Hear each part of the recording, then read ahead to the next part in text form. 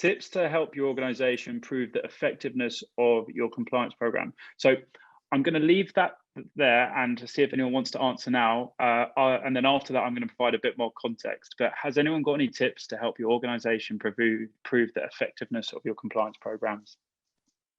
I think it's yeah, go ahead, Melanie. Sorry. Oh, sorry, Koen. I'm just going to be very cheeky and say, yes, you wait for the final review that comes from the regulator after they've done it.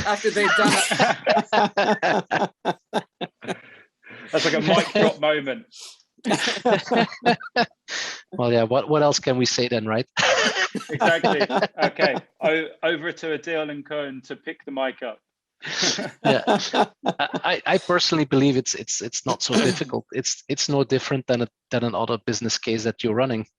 It's you make strong KPIs from the beginning, and you be honest with those KPIs. If you can show that you do things better and you're still compliant, which you will only know at the end of the ride, which is scary in a way. But if that's what it is, then you've got yourself a very proven system that is effective at the end of the day. Don't know how you see that differently, Adeel? Yeah, no, on the same page, I think I'll just add two things to it. One, it is knowing along the way that you're doing the right things, and having that delta between what you submitted and what you got back. And if that delta keeps on shrinking time over time, that is a proof of your effectiveness as well. And the second thing, I think having that confidence at any given time that I'm compliant, and getting that confidence through an objective measure, as Koen was mentioning before, having your KPIs set up, having your processes set up. But at the end of the day, if I am an internal auditor, let's forget about the externals for a second. And internal auditors comes and say, show me everything that you have on AML. Are you meeting all the regulations at any given time? And for you to have that ability on the click of a button to show them, this is what I have. I think that is the effectiveness that I would vouch for going forward for any organization to have. Amen. Yeah, amen to that. But it makes an interesting point. Do you feel that maybe the regulator should be more involved in supporting the adoption of RegTech? Absolutely.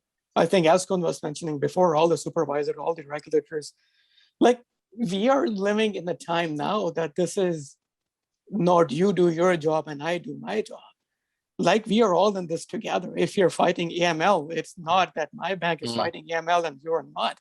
I think this is a global problem or a global challenge in which we are all in it together. So the more we can talk to each other, the more we can collaborate with each other, the better we are going to get. So when we're looking at regulators, and I think, as they say, charity begins at home. I think all of the FIs, all of the organizations who are meeting or working on one regulation of the other, I think we got to start looking at that internally, that how can we bring down some of those silos internally and start working together. And then in a parallel approach, we can work with the regulators as well. It goes to adoption of RegTech, it goes to adoption of more, excuse me, innovative solutions where some of these things and capabilities come out of the box rather than you have to work a lot more to bring it in.